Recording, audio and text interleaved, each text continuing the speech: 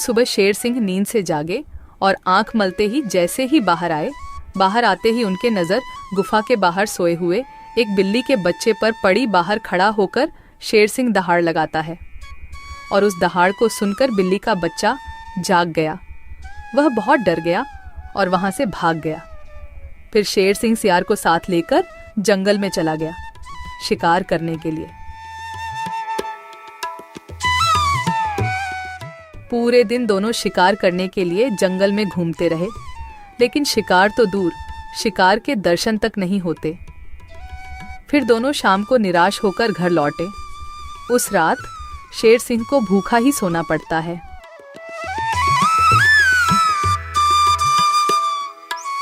अगले दिन सुबह शेर सिंह जब गुफा से बाहर निकलते हैं, तभी फिर एक बार उनकी नज़र गुफा के बाहर सोए हुए बिल्ली के बच्चे पर पड़ती है। उसे देखकर जब भी शेर सिंह दहाड़ लगाते हैं, तब बिल्ली का बच्चा नींद से उठकर वहां से भाग जाता है। तभी वहां पर दूसरे तरफ से सियार आता है। शेर सिंह की जय हो। रात कैसे गुजरे महाराज? भूखा पेट, नींद नहीं आई। आज तो किसी भी तरह एक शिकार करना ही पड़ेगा, नहीं तो मेरी हालत बहुत खराब हो जाएगी। तो शिकार पर चले महाराज। अगर हम अभी जल्दी झील के पास गए तो वहाँ हमें शिकार जरूर मिल सकता है, क्योंकि सुबह सुबह सारे जानवर वहाँ पानी पीने आते हैं। अब जल्दी चलिए महाराज। फिर कल की तरह आज भी शेर सिंह और सियार शिकार के लिए निकलते हैं।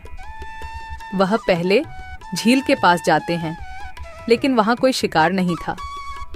फिर दोनों पड़ोस के जंगल में भी घूमकर आए, लेकिन वहां भी उन्हें कोई शिकार नहीं मिला।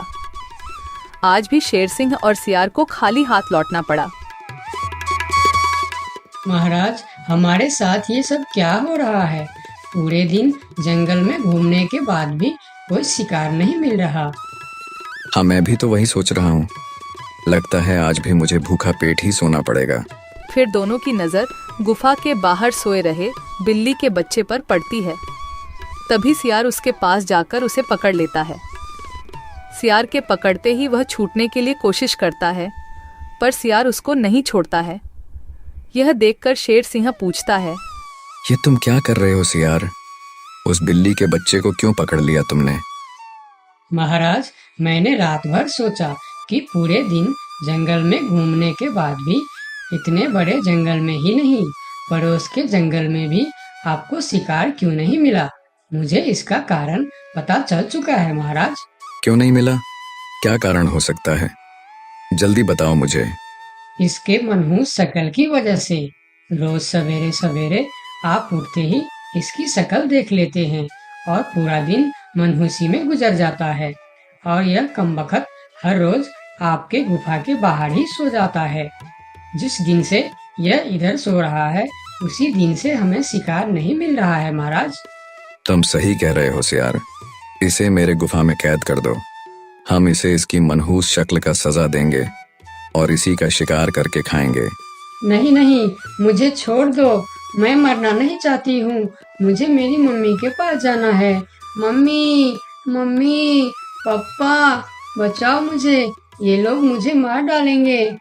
सियार बच्चों को लेकर गुफा के अंदर चला जाता है और बिल्ली का बच्चा जोर जोर से चिल्लाने लगता है, नहीं नहीं, मुझे छोड़ दो। मुझे मेरी मम्मी के पास जाना है।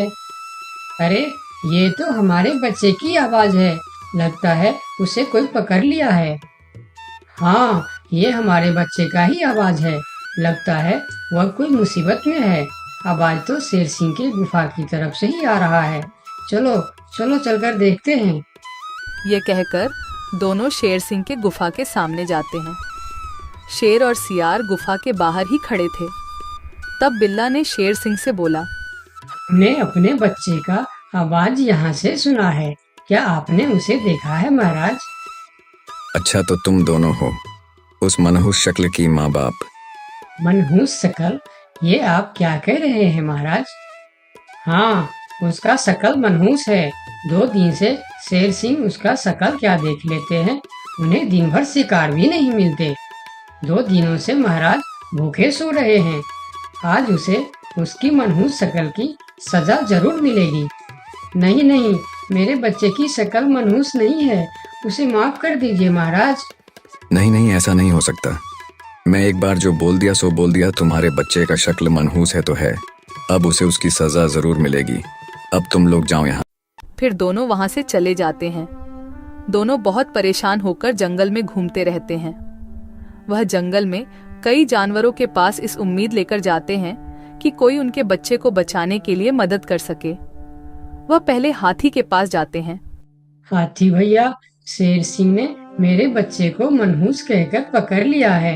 आप कुछ भी करके मेरे बच्चे को बचा लीजिए।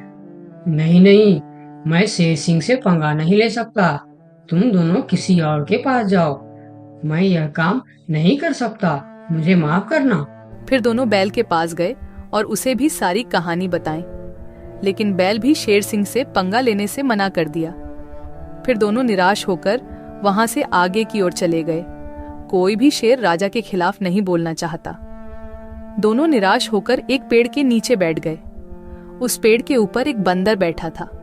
पेड़ के ऊपर से बंदर ने उन दोनों पति पत्नी को इतना निराश देखा तो वह उसका कारण पूछने के लिए नीचे आया।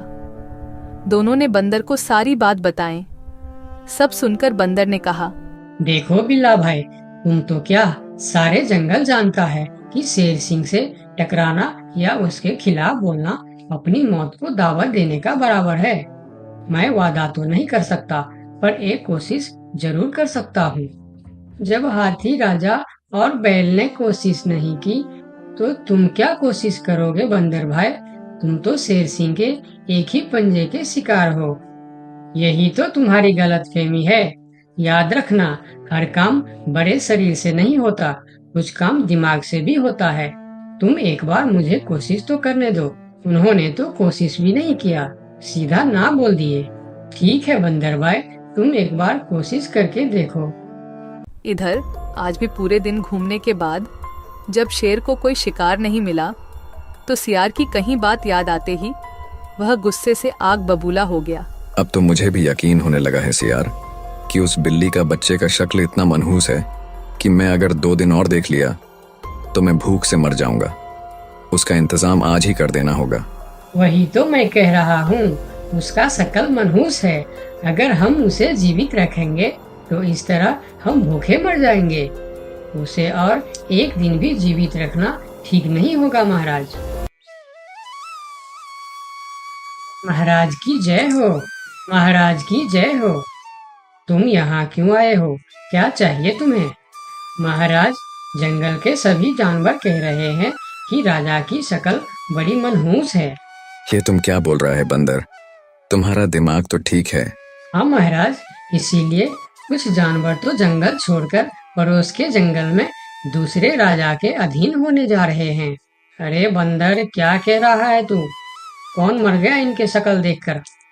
मरा नहीं, मरने वाला है। लोग कह रहे हैं कि इतने दिनों से बिल्ली का बच्चा जिंदा था।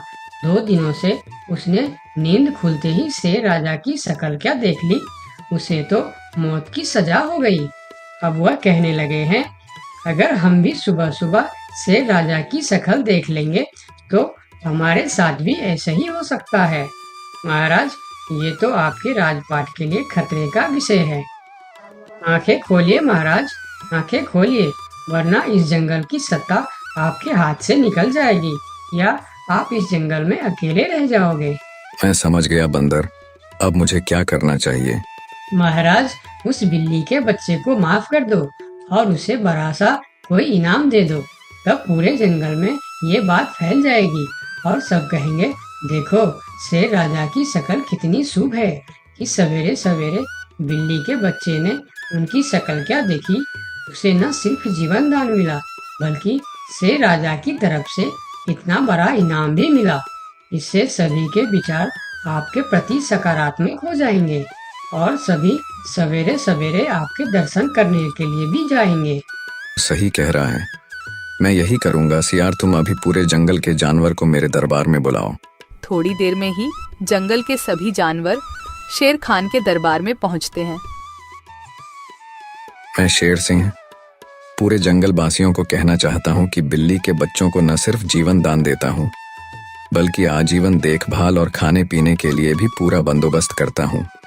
शेर महाराज की जय हो, शेर महाराज की जय हो। और सुनो, मनहूस शक्ल कोई नहीं होता, यह तो सिर्फ हमारी अंधविश्वास है। उस दिन के बाद से जंगल के सारे जानवर एक साथ मिलजुल कर रहने लगे। दोस्तों, आपका बहुत बहुत धन्यवाद